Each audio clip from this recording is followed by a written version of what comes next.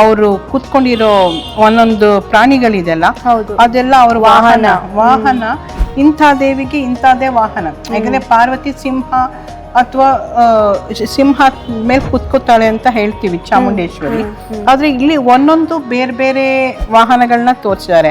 ಅಂದ್ರೆ ಯಾವ ರೂಪದಲ್ಲಿ ಅವಳು ಯಾವ ವಾಹನನ ಉಪಯೋಗಿಸ್ತಾಳೆ, ಯಾವ ಆಸನನ ಉಪಯೋಗಿಸ್ತಾಳೆ, ಯಾವ ಬಣ್ಣದ ವಸ್ತ್ರಗಳನ್ನ ಧರಿಸಿರ್ತಾಳೆ, ಆಭರಣ ಹೇಗಿರುತ್ತೆ, ಕಿರೀಟ ನೋಡಿ ಎಷ್ಟು ತರ ಕಿರೀಟ ಇದೆ.